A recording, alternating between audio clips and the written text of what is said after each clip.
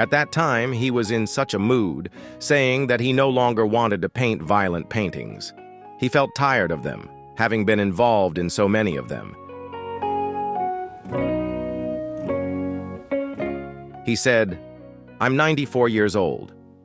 Clint Eastwood finally spoke up, tearing down the veil of secrecy that had shrouded Gene Hackman for over half a century, the friend, the rival, and the most haunting ghost in his life.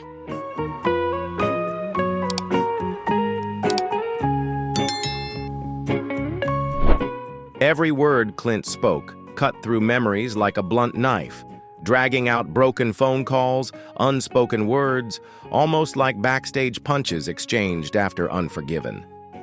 And because of some secrets about Gene Hackman, if they weren't told, Clint would take them to the grave.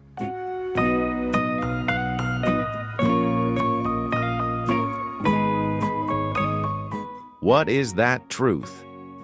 If you want to know, leave a comment with the number 1.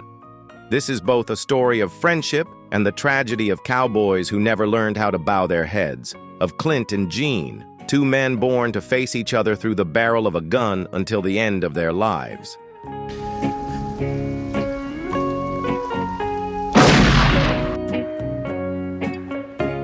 Clint Eastwood sat silently, lost in thought by the living room window, his weathered hand gently resting on the worn wooden armrest.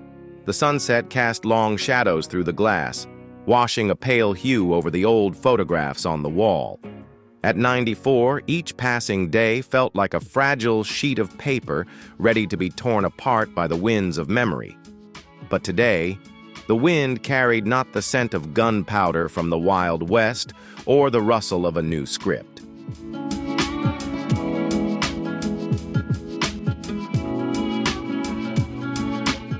Today, there was only silence, and this silence was named Gene Hackman. Clint Eastwood had lived with silence like an old, stern friend. Those who knew him understood that Clint was not one to dwell in the past, let alone cling to old glories. But this silence was different from anything he had ever known. It was heavy, like the click of a gun with no bullets left, like the final step on barren land. For the man who had passed was Little Bill Daggett.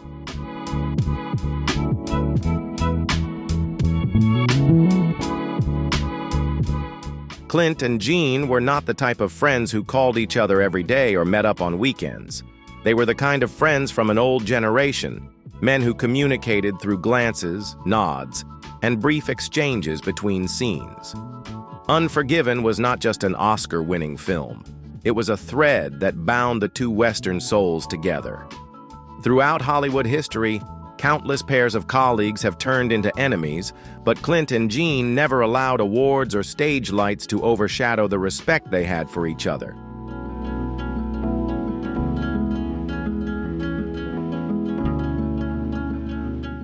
When Unforgiven was released in 1992, Clint was 62, and Gene was also 62. The 2 aged souls stepped out of the shadow of a golden era to tell their own story, that of the old heroes, survivors of too many confrontations, too many stray bullets. Killing a man is a hard thing. William Money's line rang out like a death knell, haunting those who had worn the cowboy hat in real life. From that moment on, Clint and Gene understood that the bond between them had been tightened, inseparable.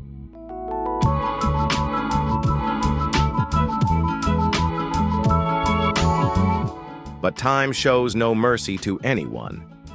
In the following years, Clint continued his relentless work in filmmaking, while Gene disappeared without a formal farewell, no retirement party, no emotional speech.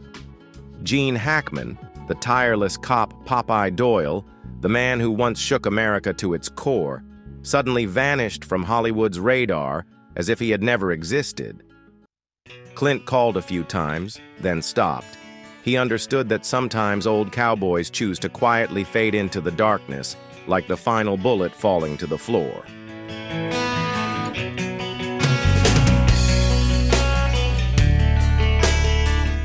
Each time Gene's name was mentioned, Clint's gaze grew somber.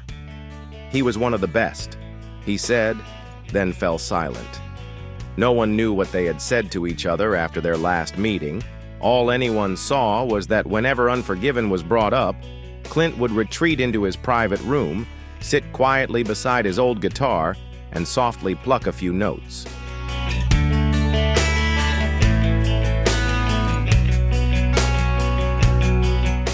Once, when asked if he kept in touch with Gene, Clint simply smiled and replied, "We had our time."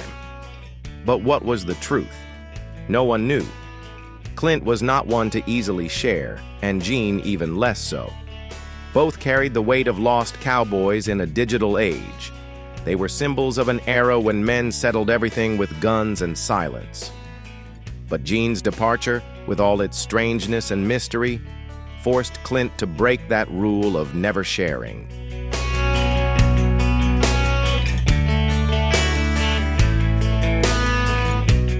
In 2015, a handwritten letter with no return address, only 3 faint swaying letters in the top left corner, GH, appeared in the old wooden mailbox at Clint Eastwood's home in Carmel. The letter was found by Dina, his ex-wife, who still occasionally visited to look after the house when Clint was away. She placed it on his desk, beside a pile of dusty scripts, then quietly left without saying a word.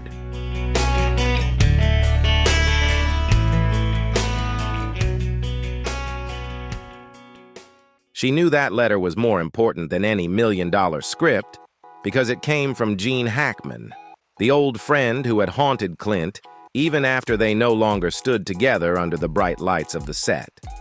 Inside the envelope was a yellowed piece of paper with shaky, slanted handwriting, yet still sharp in the way of a man who had held countless golden statues.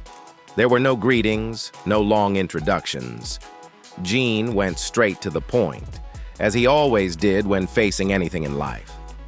One final journey.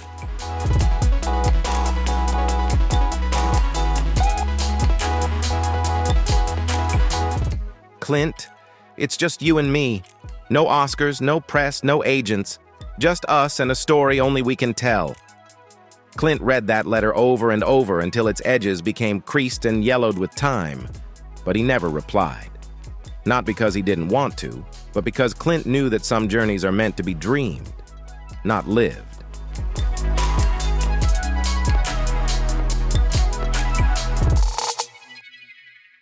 The relationship between Clint Eastwood and Gene Hackman didn't begin on the set of Unforgiven. In fact, they first met in the 1970s, when Clint was struggling to escape the shadow of Dirty Harry, and Gene had just won an Oscar for The French Connection. Their brief encounter at a producer's party left no significant impression. Clint stood quietly in a corner of the room, his whiskey glass gently swirling in his hand, while Gene laughed loudly, the self-satisfied look of a recent winner in his eyes. They were two contrasting pieces, one as quiet as a cold gun, the other as fiery as a matchstick burning bright.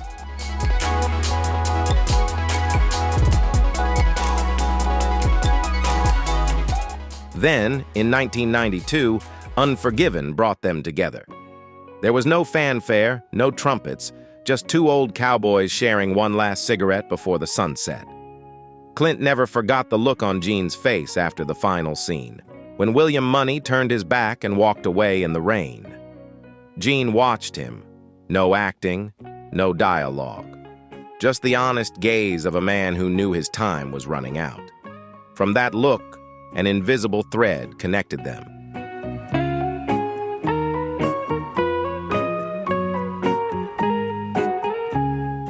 After Unforgiven, they didn't meet often anymore.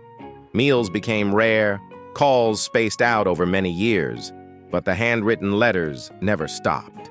Gene didn't use email, and Clint didn't like texting. Both believed that only handwritten words carried the full weight of things they couldn't say out loud. In those letters, there were jokes about Hollywood becoming ever more tawdry, memories of filming in the cold, and confessions that could only be made when sitting alone at a writing desk. Do you ever wonder what it would be like if we made one last movie? Gene had written once, and Clint read it, folded it, placed it in a drawer, and went outside to light a cigar.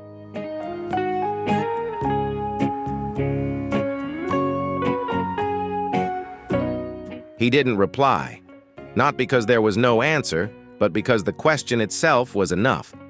They both knew the shadow of Unforgiven was too large, so large that anything they did afterward would only be a faint shadow beside it.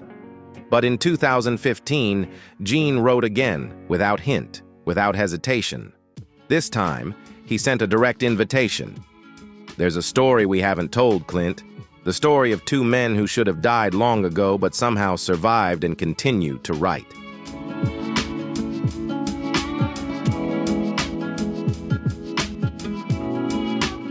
Tell it before it's too late. Clint held that letter in his hand for a long time. In his mind, the scenes began to play on their own. Two old cowboys, hunched backs, trembling hands, facing each other on a dusty street. No guns, only words left unsaid. But Clint knew Gene wasn't just inviting him to make a movie. He was inviting Clint on one final journey, a journey of two old souls who had survived every storm a film could bring, but not the storm of friendship.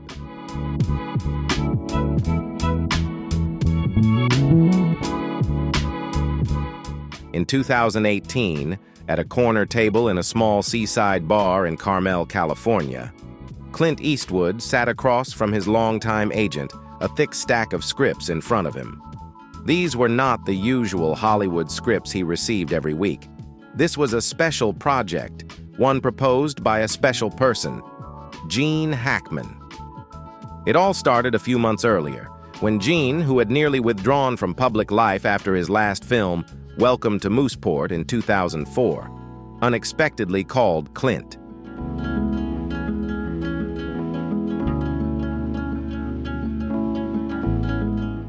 Gene's voice now was deeper than before. The loud laughter and familiar sarcastic remarks were gone, replaced by a slow deliberation, as if each word was carefully considered before being spoken. Clint, I've got something.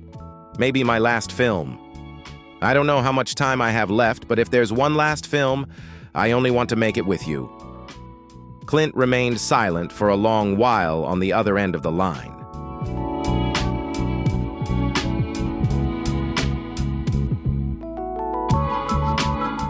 They say that when old gunslingers talk about their final stand, it means the guns are loaded, but no one knows where the bullet will land. That film was never announced. No title, no producer, not even a formal contract. Only the initial idea handwritten on a crumpled piece of paper. Two old cowboys, once comrades, now facing each other at opposite ends of a town, each carrying a secret that cannot be revealed. A gunfight no one wants, but one that cannot be avoided. Clint liked the idea, and Gene liked it too. But that was the last point on which they agreed.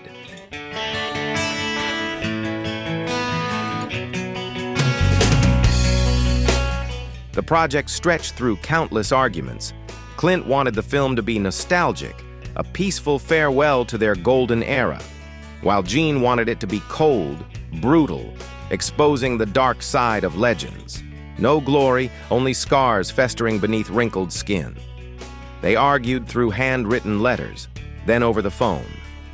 The letters that had once connected them now became sharp weapons.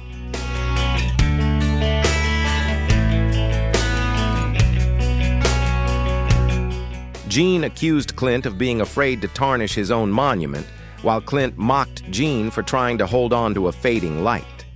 Word by word, sentence by sentence, they pushed each other further apart. The climax came in a private meeting between the two at the end of 2018 in Santa Fe. No assistants, no producers, just the two men who had once stood side by side, now facing each other in a dimly lit room. No one knew exactly what was said in that room, but according to a hotel employee who overheard, it was Gene who stormed out first, kicking the door open so forcefully that a painting on the wall shook. Clint stayed behind, staring at the whiskey glass in front of him, never taking a sip.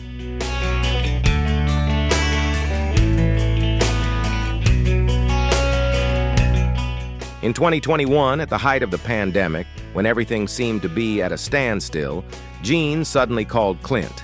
It was their first call after more than 2 years of silence. No one knew who called first, but both understood this might be the last time. They were silent for a long while after the initial greeting. Gene asked about Clint's health. Clint gave a brief reply.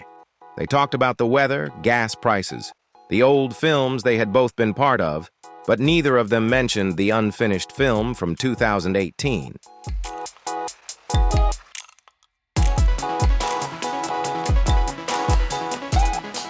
Suddenly, Gene paused, his voice soft, as if speaking to himself.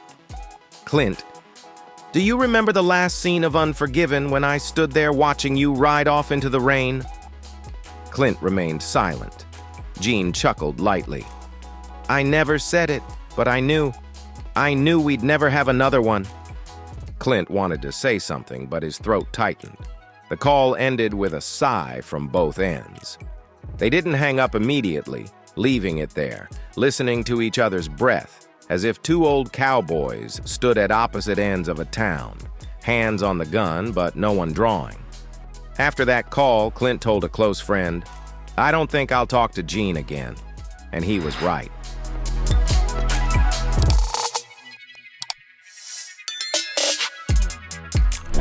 When the news of Gene's passing spread in 2023, Clint made no public statement, posted no tribute.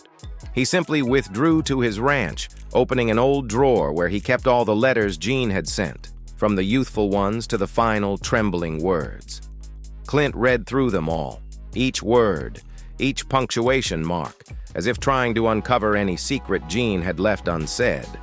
He found no secrets, only empty spaces, unfinished sentences, words crossed out, letters never sent. The greatest secret of Gene Hackman wasn't in those lines, but in the prolonged silence between them, a bullet that had slipped between two old friends, never falling. And Clint understood that a part of his soul had gone with Gene down that dusty road long ago.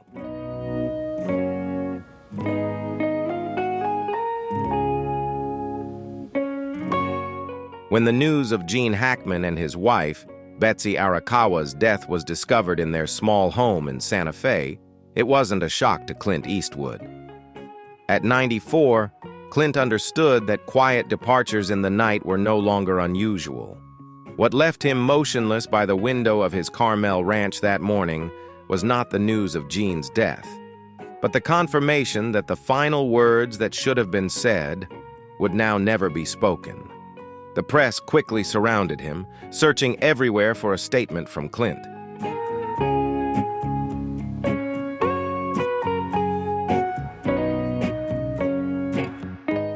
For the past 2 years, Clint and Gene had been like ghosts, never meeting, never mentioning each other's names, not even sending a single message since their last phone call in 2021, when silence had filled more of the space than words. Every bridge had collapsed. But that afternoon, Clint broke the silence. Not through his representative, not with a cold statement, but standing before the camera of a local newspaper. His voice was hoarse from age and the years of silence he had imposed on himself. There was no actor better than Gene Hackman, and there was no friend more important to me than him. Just 2 sentences, no embellishment, no exaggeration. But for those who had followed the two old cowboys for decades, they understood that Clint Eastwood had never spoken such words about anyone. Not about Sergio Leone, not about Lee Van Cleef, not about his first wife, only Gene Hackman.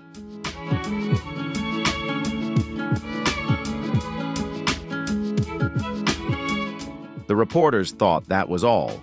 But no, after that brief statement, Clint drove back to his farm, shut the door, and severed all communication. The landline, the cell phone, the old fax machine, all were silent like a desert after a gunfight.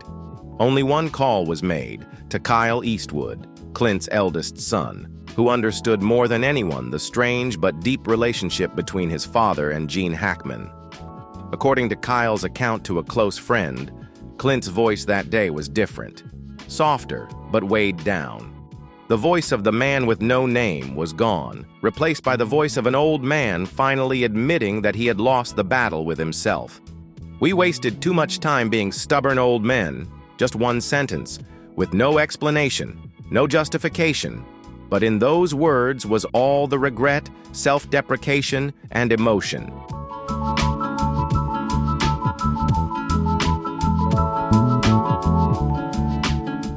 Gene Hackman was not just a co-star, not just a partner in cinematic battles. He was the only mirror that reflected a rough, flawed, and vulnerable Clint Eastwood behind the cold exterior of a cowboy. And Clint knew that he was also the only mirror in which Gene Hackman dared to look at himself. The two stubborn old men, as Clint had called them, had spent nearly 50 years doing everything except admitting how much they needed each other.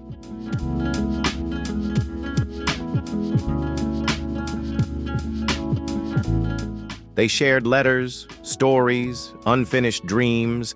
They argued, slammed phones, joined in ridiculous drinking sessions that lasted for hours. But they never said that when the final day came. The most painful part wasn't losing a friend, but realizing they had pushed that friend too far away, beyond the point of no return. And then when the dust settled, Clint sat there, alone on the porch, looking out at the Pacific Ocean. No cigarette, no whiskey, just the sound of the wind howling through the old wooden planks.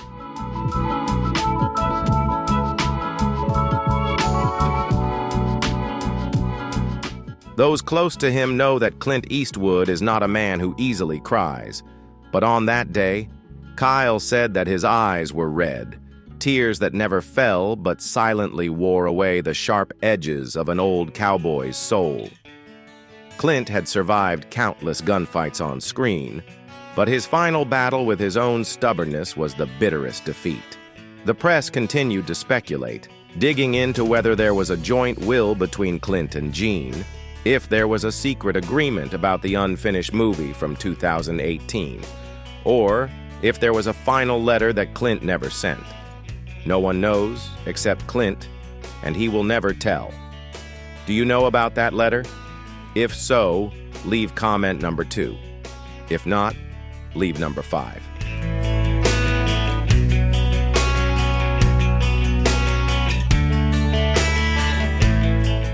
All the world saw was an old, frail man sitting quietly at the dinner table, fiddling with an old lighter, a birthday gift Gene had given him in 1985 after Pale Rider was released, engraved with only 2 words, compadre. Not friend, not brother, just compadre, a companion, a gunslinger ready to stand by your side but also ready to draw when needed. As the sunset fell on the Carmel Ranch, Clint's shadow stretched across the wooden floor, blending with the sound of the waves crashing. Life went on as it always had, but somewhere in the fading light, perhaps Gene Hackman still stood there, squinting at his old friend, just like in the old days when they stood at opposite ends of the town. No words spoken, no shots fired, just 2 old souls finally learning to let go.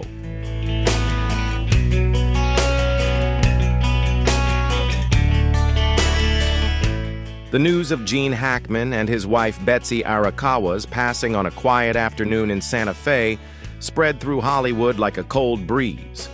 There was no fanfare, no public outpouring, entirely fitting with the quiet lifestyle he had led in the final 20 years of his life. But as the breeze settled, it left behind a vast emptiness, not only in the history of cinema but also in the hearts of those who had stood beside Gene under the spotlight. Hollywood awoke to the staggering realization that a monument had silently ridden into the sunset. Tributes began to pour in like a quiet rain, persistent but soft, from the young faces who had never met Gene in person to the seasoned veterans who saw him as the standard of acting.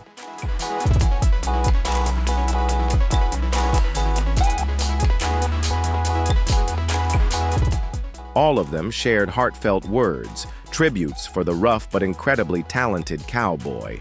Morgan Freeman, who had stood beside Gene in Unforgiven, shared a black and white photo from 1992 showing the three men, Clint, Gene, and Morgan, sitting together on a wooden porch, each with a cigarette in hand, staring into the distance. Gene was the only one who could make Clint Eastwood lose his patience on set, but Clint was also the only one who could make Gene Hackman laugh with a dry joke.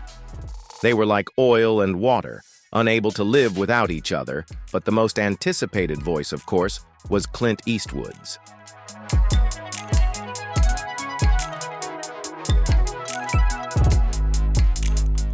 Clint didn't write much. He only sent a single handwritten letter through his manager to The Hollywood Reporter.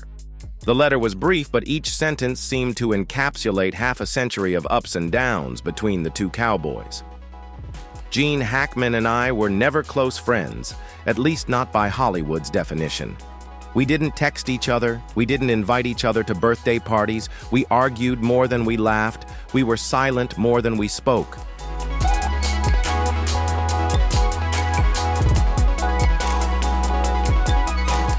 But if anyone were to ask me at the end of my gun who I'd most want to see, the answer has always been Gene Hackman. Just 4 sentences, but the entire Hollywood world was stunned. That statement for the American film industry was almost a legendary vow, because if Clint Eastwood was the last surviving figure from the Golden Cowboy era, Gene Hackman was the only one brave enough to stand beside him, unafraid, unyielding, neither enemy nor entirely an ally, but the one person Clint believed deserved his final bullet.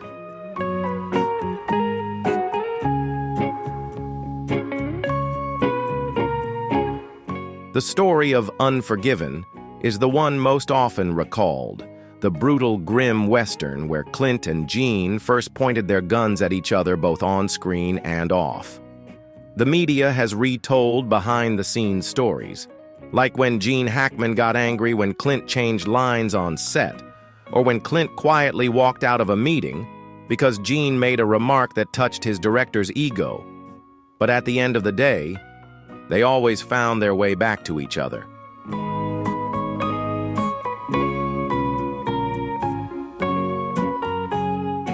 Old photos flood social media, showing Clint and Gene standing in the cold rain in Alberta, their dusty coats, eyes squinting against the wind, the two men not smiling, not posing, just standing there as if nothing in the world mattered except the person standing next to them.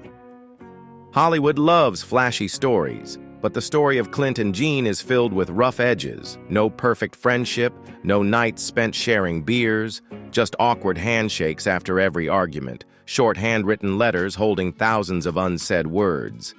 And perhaps it's that imperfect friendship that made Hollywood respect them more than any polished one.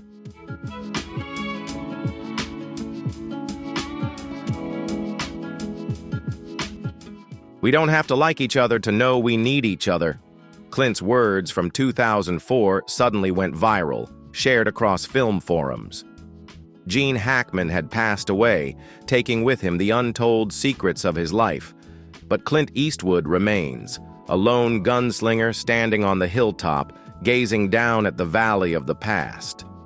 Now, no one is at the other end of the barrel to bother Clint, to argue over every scene, to quietly sit beside him after long days of shooting.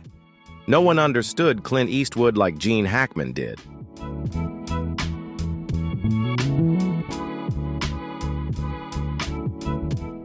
Hollywood remembers Gene Hackman as a cinematic icon, but to Clint, Gene wasn't just a legend. He was the only one brave enough to call Clint a stubborn old man and then burst into laughter, the only one bold enough to throw a script in Clint's face, pick it up, revise it, and say, "Make it right." And when the night falls, amidst the dim yellow lights of a roadside bar, perhaps somewhere in the Hollywood sky, two cowboy ghosts are riding side by side down a dusty road, saying nothing, needing no words, just two old men finally riding together as they were meant to.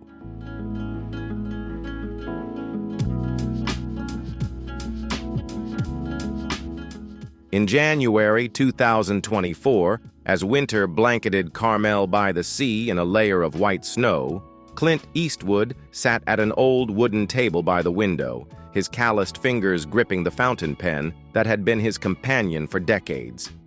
In front of him lay a blank sheet of paper, still and silent, as if awaiting one final confession. Clint was not a man given to apologies, let alone explanations, but he wrote slowly, each stroke of the pen trembling as if each word carried the weight of a heavy past. This letter was for Gene Hackman, the friend, the rival, the only person Clint Eastwood both wanted to avoid and yet desperately longed to see again in the world.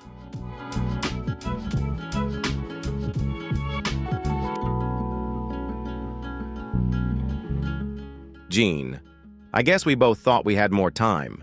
Turns out, all we really have is Unforgiven.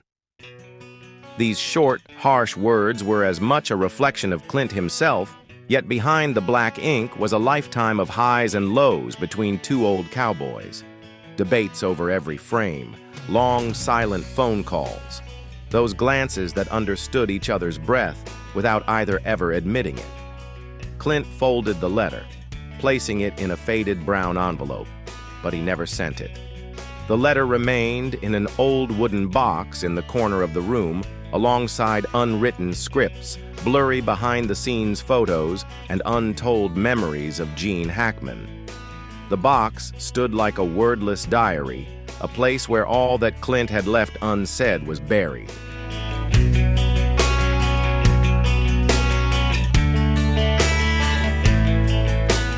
When his family found it after Gene Hackman and his wife passed away, the letter was still intact, unsealed, never having left that room. An unsent letter, but one that no longer mattered, for the recipient had understood long ago. Some friendships don't need a perfect ending, some apologies don't need to be spoken, and some cowboys are born to stand at opposite ends of the town, not moving forward, not turning away, just quietly waiting for each other as the sun sets.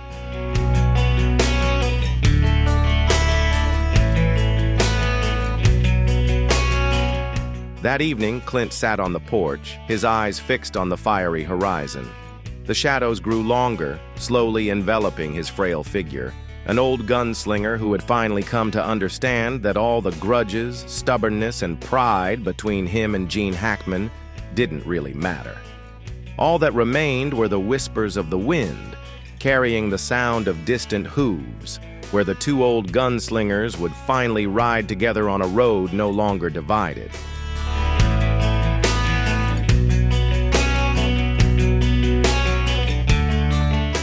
The letter remained in the old box, a final secret between the two men, and Clint Eastwood, the last gunslinger, whispered into the darkness, "I'll see you again, Gene, when the storm settles." Two old gunslingers, one fallen, one standing tall, left only with unsaid words, unsent letters, and rusted guns lying still under the dust of time. Thank you for watching this video. Please like and subscribe to support our channel.